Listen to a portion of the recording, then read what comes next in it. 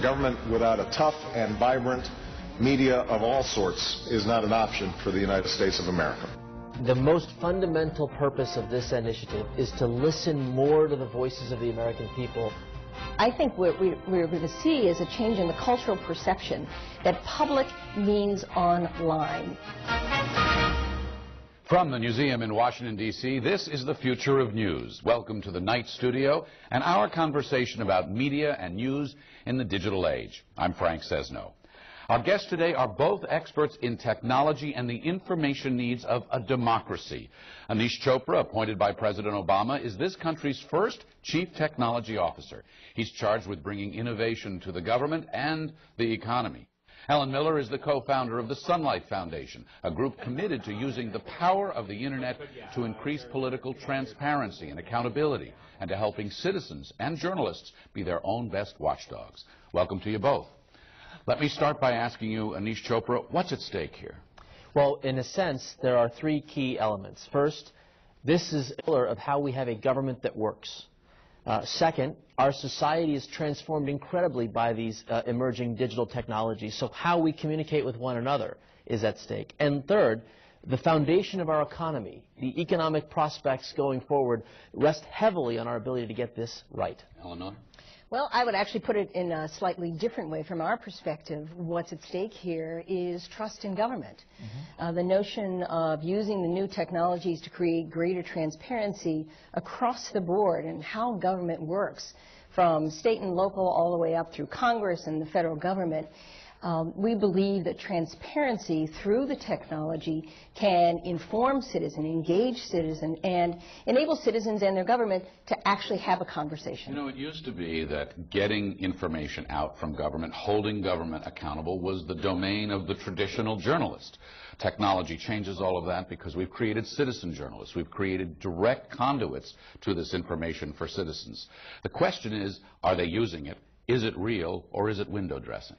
Oh, no, I think very much what we're seeing is that technology is actually pushing the power to ask questions, indeed political power, to the edges. It's no longer concentrated among the media itself. And we're seeing, we're seeing the edges, that is to say, beyond Washington, beyond the major cities, directly into the hands, creating a kind of direct democracy, if you will, in the sense of citizens understanding what's going on. So we've created numerous websites where we have, let's call them average online citizens who are coming to receive information. For example, our Open Congress site that in the month of August received 1 million visitors, unique visitors, who were interested in the healthcare debate that was happening at that time. Is the intent, Anish Chopra, to go around traditional journalism, traditional media, and get right to people? Well, I would say there's actually a third leg to this stool that we didn't discuss, which is the creation of, call them information analyst brokers. That could be journalists of the future, and it could be others. I have downloaded onto my mobile device an application on nutrition updates. It's powered by information from the United States Department of Agriculture. So now when I have a coffee in the morning, I take 2 clicks, it inputs what that coffee is, and it tells me what my sugar intake is relative to my needs. Is that the role of a journalist? Is that the role of an information aggregative service? But it's powered by this transparency movement to make our lives better. So we're talking about Sunlight Foundation, and we're talking about the government and government information. Sonia Gavankar is going to show us some of these related websites now. Sonia? Frank, let's take a look at whitehouse.gov. It's becoming a leader in open, transparent government.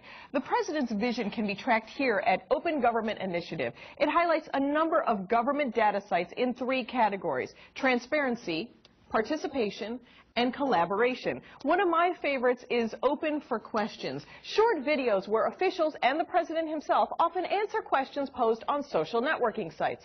Most of the videos are serious and cover the economy and healthcare, with Secretary of Health and Human Services Kathleen Sebelius doing many of the videos. But there are some fun ones too, like questions for astronaut Sally Ride. You can post these on your blog because they're all public domain. There are some critics who complain that this is just not enough. With all this information that the government is making available, who is actually reviewing it? Well, one site is Ellen Miller's Sunlight Foundation and its Sunlight Labs. Founded in 2006 with the mission of using the revolutionary power of the Internet to make government information more meaningful and accessible to citizens, like revealing the connections between lawmakers and healthcare organizations. Instead of writing an article about the chummy relationship, they actually create an easy-to-understand graphic map that connects all these players together. It's a great way to visualize the Senate lobbying complex. Click on Sunlight to get their labs. In their Apps for America contest, it harnessed the community to create tools using government data. One of the winners was Data Masher. Here they help you find the meaning in the numbers. One of the most popular is overpopulation, which tracks population relative to land area. Roll over any of the states to find out where they rank, like the state of Hawaii ranking 14. Or you can create your own mashup using data like obesity and cancer. These sites are trying to help us be government watchdogs and users of the information that we pay for. Frank? Sonia, thanks. Back to Anish Chopra and Ellen Miller then. As far as this information is concerned, you know, journalists are trained to always be skeptical. Yes. Anything you tell me, I'm going to look at 3 different ways. And that's appropriate because we found in the past we can't always trust government information. But now we're talking about more government information going directly to people without journalists perhaps in the middle to contextualize it. So where does information leave off and spin or even propaganda take up? Ellen?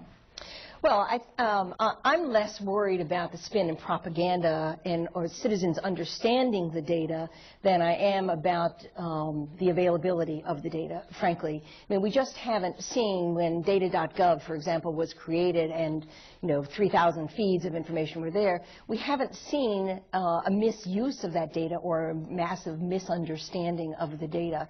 I think there is always the need for professional filters. I mean, to suggest that the world of media is going to go away, whether they're professional journalists or citizen journalists or the hundreds of thousands of bloggers out there, these become the intermediaries for the news. Anish, do you find that people know how to navigate this and contextualize it to separate the spin from the real? I actually see this as a business opportunity for entrepreneurs and corporations to enter an opportunity to make this information more relevant.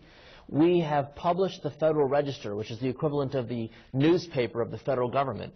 We've now published that in a format that is accessible by technology companies, entrepreneurs, so that if I'm a storekeeper in Arlington, Virginia, and I happen to sell coffee beans, I would like, as part of my information aggregation, news or what have you, for someone to tell me what happened in the Federal Register today that's relevant in my life.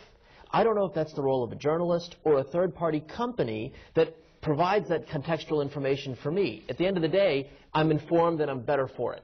Anish Chopra, you are not a journalist, so I want to ask you a question about journalism. Yes. Because what you are is you're an information provider. You're a technologist. If you imagine all this information out there, yes, and you imagine what you, from your perch, would like to see or could imagine seeing in the world of journalism, whether it's citizen journalism or it's the professional journalism, some variation on that we have grown up to see, how do you imagine changes coming to bear?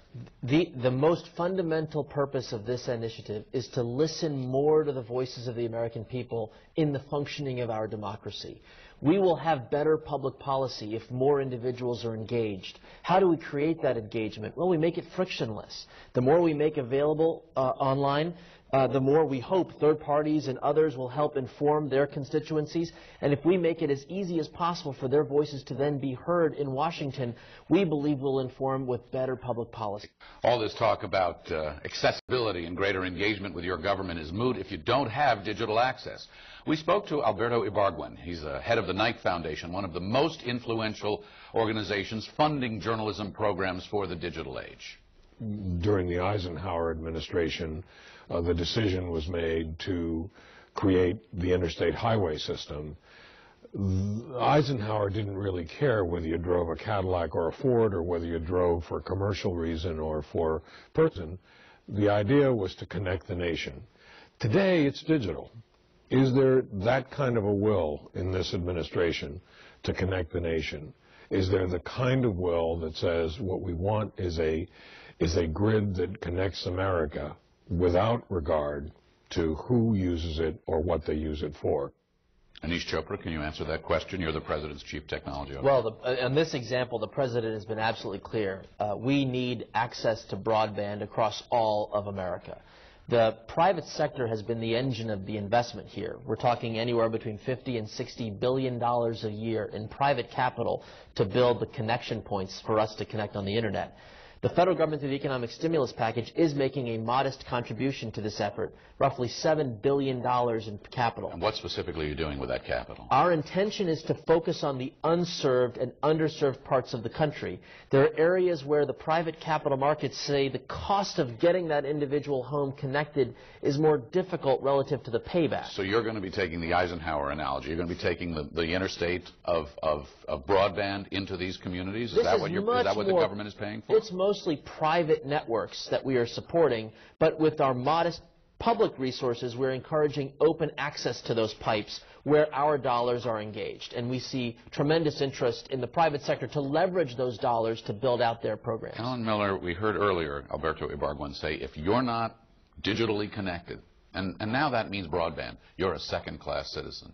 Is that what it's come to? Oh, I think he's absolutely right. I mean, I think the Internet has become and is becoming, fast becoming, the medium of democracy, of democratic participation, just as it has become, the opportunity to buy books or to make plane reservations or, to study what's going on in local communities. So what should be the role of government then in making sure that we don't have second-class citizens who are not connected? Well, the administration has made a tremendous commitment to expand the ability to participate online to average citizens, and I think there's no question about that commitment. Ellen, the program is called The Future of News, and that's what we've spent week after week looking at. And everywhere, the conversation comes back to technology. How will this change the future of news? If America is connected in the way that we're discussing here, how does that change the future of news? Oh, I think the future of news really will thrive based on the Internet, because there will be tens of millions of citizens who are engaged in the production of news, who are collaborating with news sources.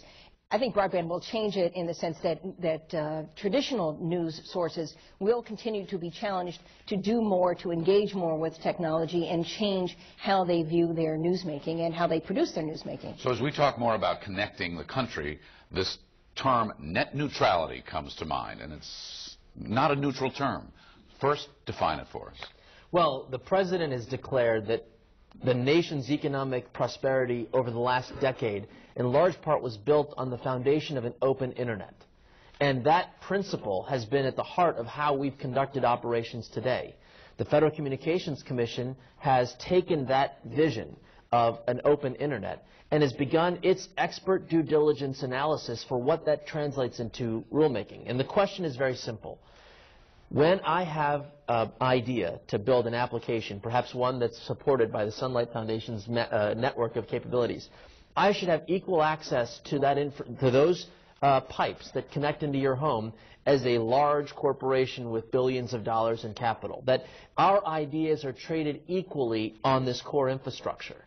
And that's a very simple proposition. There are some technical and management-oriented issues. That's a corporate agency grappling with how does one translate this into policy. But the basic idea is the same.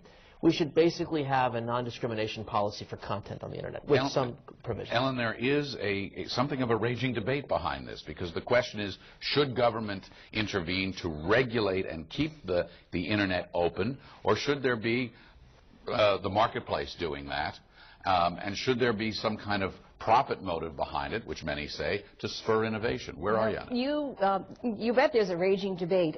In the last 2 years, through June of 2009, 244 members of Congress have received $9.4 million from telecom companies and their lobbyists. What do they want to do?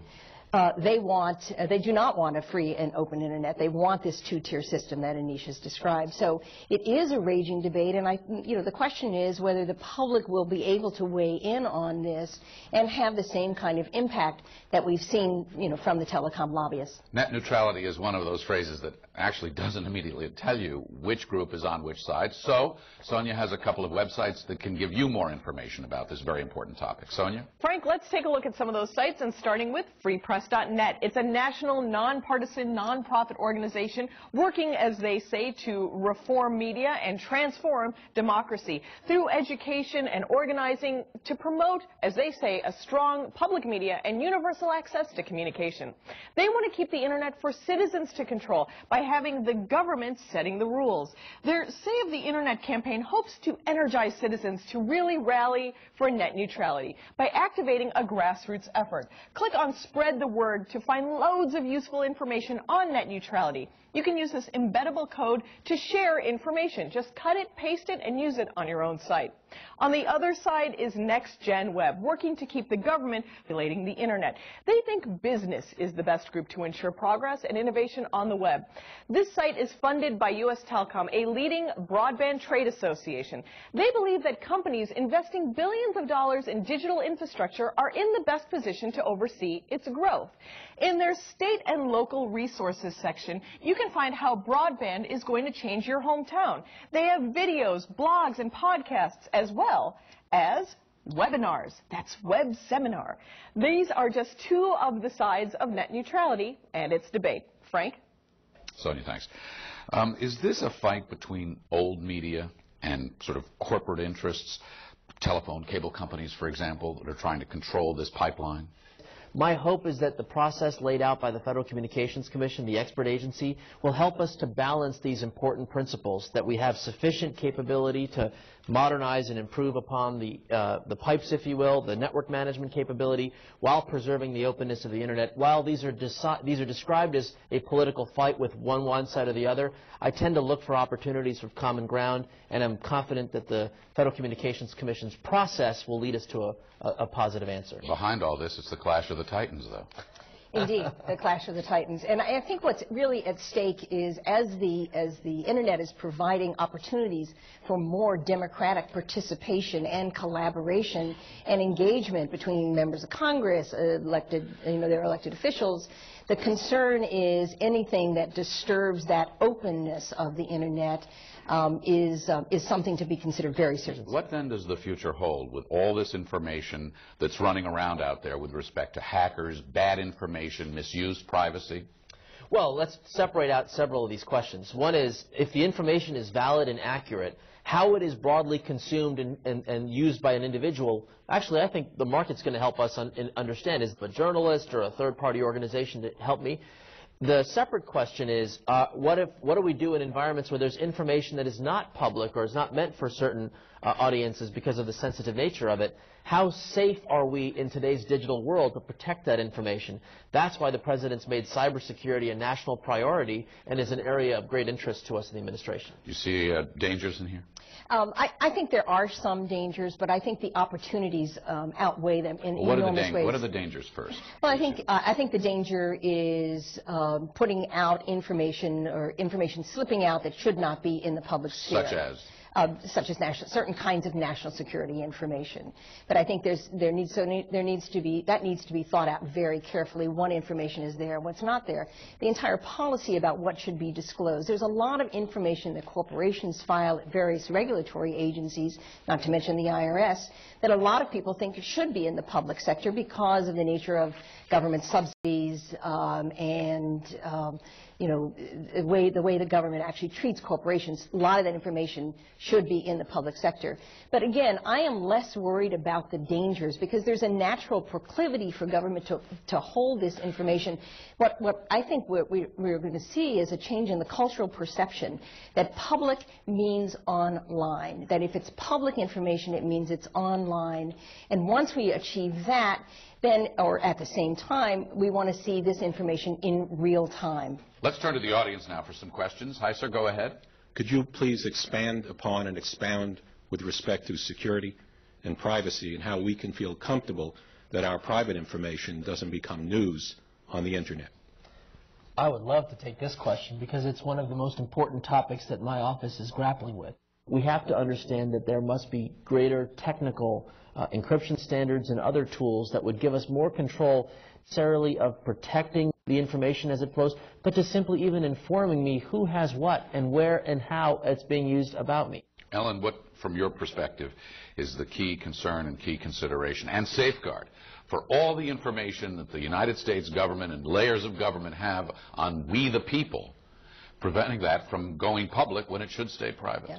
Well, I think the answer to your question, Frank, is the government has this responsibility to figure this out, to provide the kinds of safeguards and securities that we as citizens need and demand from government. Go ahead with your question, please. One of the purposes of journalism is to give people information that they might not otherwise hear. My concern with the way the net is developing is that people will have the opportunity to pick out information that they're interested in and not hear about the other side of the story. Perhaps I'll take that question. The first challenge is there'll be an increasing marketplace for individuals and organizations and journalists who will try to provide for me the information that I want and need to address the lives from my wife and my children. Because we do not know how and in what form I will consume that information, we want to make sure that there is, roughly speaking, equal treatment, if you will, for those services and capabilities to have access to my home.